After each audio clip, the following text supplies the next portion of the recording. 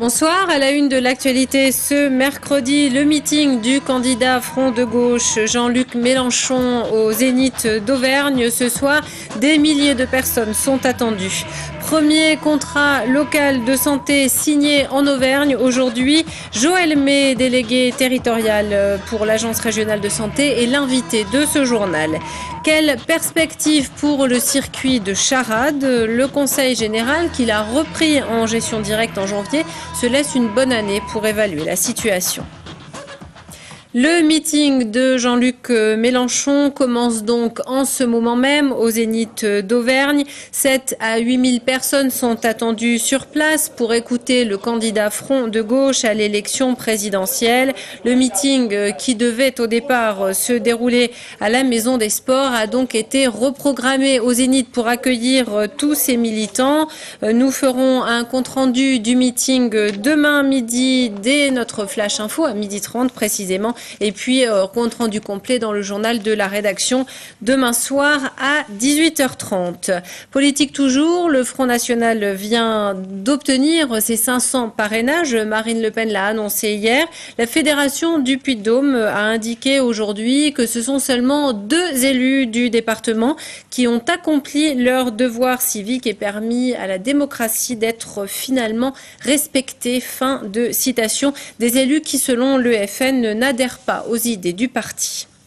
C'est l'incertitude qui demeure au sein des 2 crèches parentales clermontoises. Un important déficit financier s'annonce pour 2012 dans les crèches Les Petits Loups et Les Petites Canailles. Des problèmes qui pourraient remettre en cause l'existence même des 2 structures. Après une manifestation samedi, les responsables en appellent aux collectivités locales pour débloquer le dossier. Ils sont de plus en plus inquiets quant à l'avenir des 2 structures. Voyez le reportage de Romain Duché. Si rien n'est fait, les 2 crèches parentales de Clermont pourraient bientôt disparaître. La nouvelle méthode pour financer les places de crèche et la titularisation de certains salariés entraînent des dépenses supplémentaires. Résultat, les 2 structures prévoient en 2012 un déficit de 50 000 €. Les responsables des 2 crèches en appellent donc au Conseil général du Puy-de-Dôme et surtout à la mairie de Clermont-Ferrand. Les cotisations des parents et l'aide de la CAF représentent 66% du budget, qu'il nous reste donc 34% de budget non pourvu, que pour l'instant la mairie finance à hauteur de 11%, que ça nous semble effectivement trop faible. Si les collectivités territoriales ne nous aident pas, on ne pourra pas trouver cet argent, on a besoin d'argent public. Les Petits Loups et les Petites Canailles accueillent au total une 50aine d'enfants. Les crèches sont gérées par les parents eux-mêmes qui emploient 21 salariés, des salariés forcément inquiets aujourd'hui. La qualité d'accueil du jeune enfant est vraiment malmenée. Et moi, en tant que travailleur social, travailleur auprès du petit enfant, je me sens vraiment concernée et minée aussi par ça.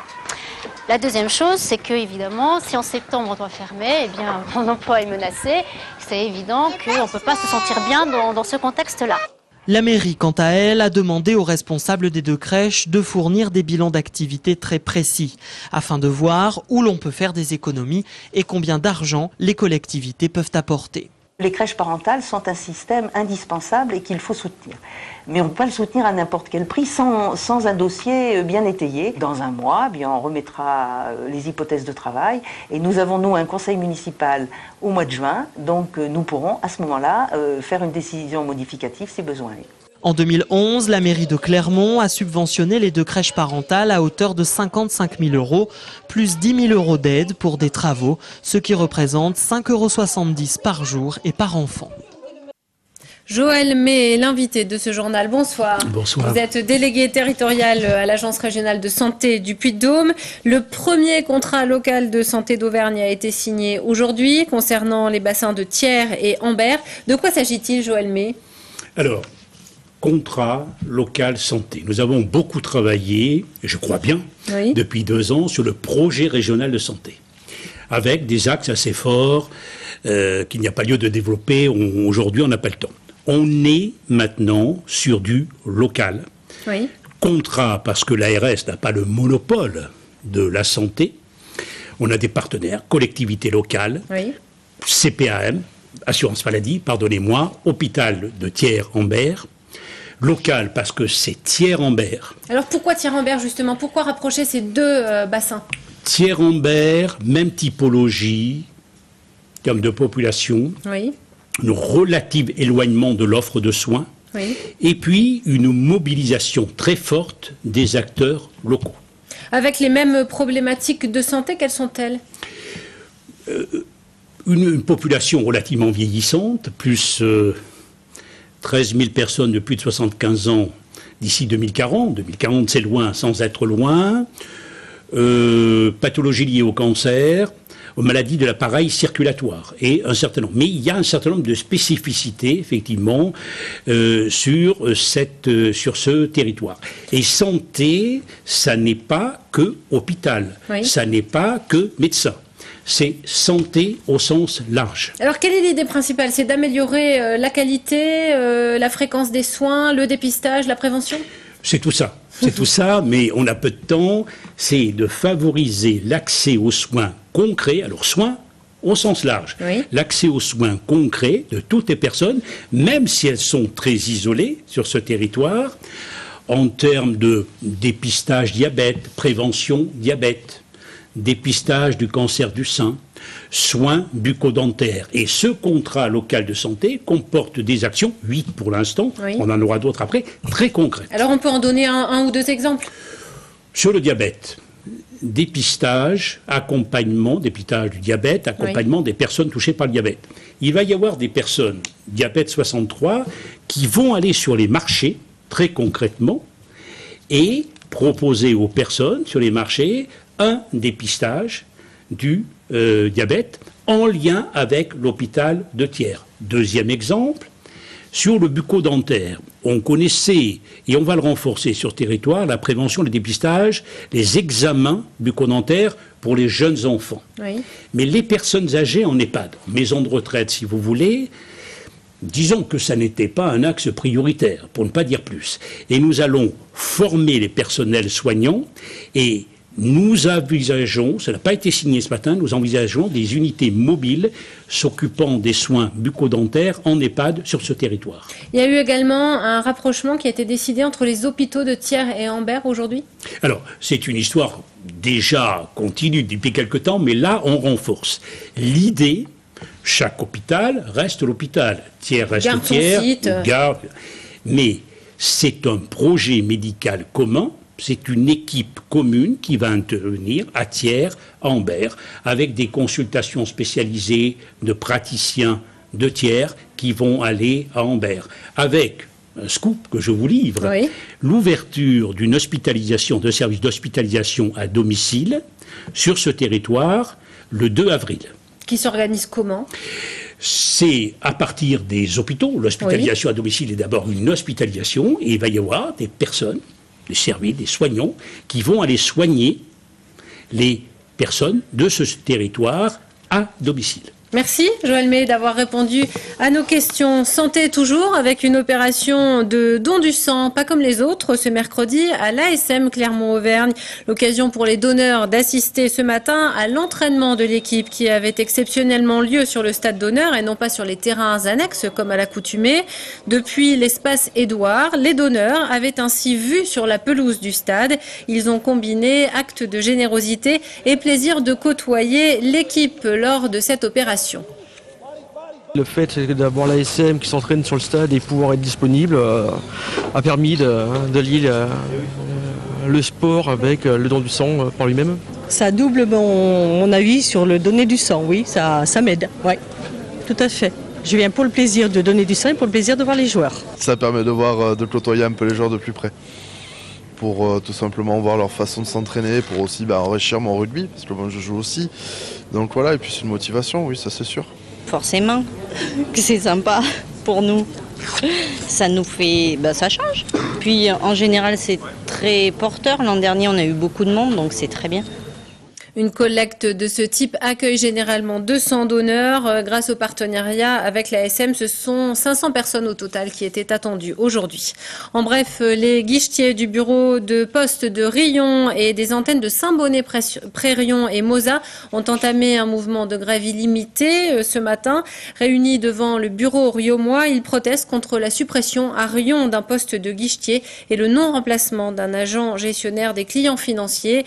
Les grévistes répondent à l'appel des syndicats CGT, FAP, CFDT, Sud et FO. Jean-Yves Goudbel fait un état des lieux du circuit de Charade. Le Conseil général du Puy-de-Dôme a repris le circuit historique en gestion directe. C'était en janvier dernier. Le président se laisse 12 à 18 mois pour évaluer les possibilités d'avenir pour Charade. Ariane Monfray et Céline Duvinière étaient sur place cet après-midi. Le Conseil général du Puy-de-Dôme a repris le circuit de Charade en gestion directe avec un objectif prioritaire, mettre la renommée du lieu au service de l'attractivité du territoire. Même si nombreux sont ceux qui se sont cassés les dents financièrement à Charade, l'exécutif départemental fait le pari que l'argent dépensé servira l'image du Puy-de-Dôme. Le peu d'argent qu'on mettra dans le circuit de Charade, si on devait en mettre, je le conçois beaucoup plus, non pas comme une dépense d'investissement de fonctionnement, mais comme un investissement pour l'avenir de cet équipement, de ce circuit, dans un département où nous sommes très liés à l'industrie automobile, il ne faut jamais l'oublier. Le circuit de Charade peut compter sur des atouts indéniables. Un cadre exceptionnel, la proximité avec l'agglomération clermontoise et une notoriété mondiale liée à son aspect historique. Seul frein majeur, la réglementation stricte concernant les nuisances sonores. Du coup, la nouvelle équipe dirigeante cherche des pistes pour accroître l'activité du site. On va essayer d'accentuer fortement la partie qui concerne la sécurité routière. Je savais que c'est un petit peu dommage d'avoir un outil pareil et de ne pas pouvoir l'utiliser pour apprendre aux gens à conduire sur route difficile. Donc on va permettre en toute sécurité de développer cet aspect-là. Parmi les autres pistes explorées, l'équipe dirigeante souhaite multiplier les partenariats avec l'Automobile Club par exemple.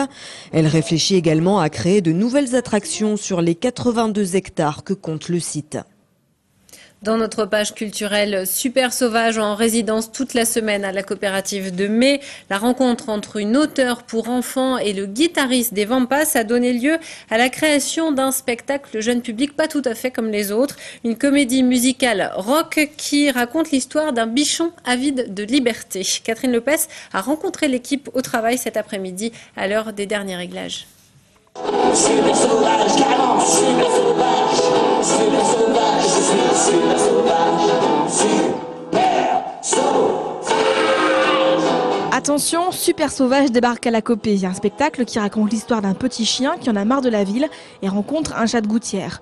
Une comédie musicale pour enfants née de la rencontre entre Tony Truand des Vampas et Dorothée de Montfred, une auteure de livres pour enfants. Elle était son élève de ukulélé quand l'idée du spectacle a germé. On a voulu faire quelque chose qui soit pour vraiment toutes les familles, les parents, les enfants, qui soit pas bébête comme parfois peuvent l'être certaines choses pour enfants. Donc on a pensé d'abord à se faire plaisir à nous. On n'a pas cherché à transformer les choses qu'on aimait pour qu'elles soient accessibles pour les enfants, juste les rendre lisibles. Voilà, donc ça je pense que c'est déjà une volonté qui est assez particulière. Le spectacle est voulu comme un concert mais qui raconte une histoire. Pour cela, une douzaine de chansons ont été écrites ainsi que des intermèdes narratifs et des décors. Cette fable moderne se veut surtout très rock'n'roll. Je crois que les enfants ils aiment le rock'n'roll. En général ils sont super excités, ils nous trouvent marrants et pour mon parcours, et en plus maintenant c'est un marché vachement vendeur et que j'ai toujours été dans le business. Non, je plaisante. Super Sauvage, l'histoire d'un bichon libre, sera sur la scène de la Copé dimanche à 17h. Pas de chance pour les retardataires, le spectacle est déjà complet. Et c'est donc à Clermont que cette tournée débute en fin de semaine. Et puis un rendez-vous théâtre pour terminer avec la présentation d'une étape de travail de la nouvelle création de Nadège Prugnard. C'est ce vendredi à 21h au Caveau des Anges à Clermont dans la conférence de presse du Père Noël, le dernier titan. Elle met en scène Jean-Luc Guiton et Pierre-Marius Cour. Fin de ce JT. Merci de votre attention. Tout de suite, le temps pour demain, toujours très beau. Prochain rendez-vous d'infos demain à 12h30 et 18h30. Excellente soirée à tous.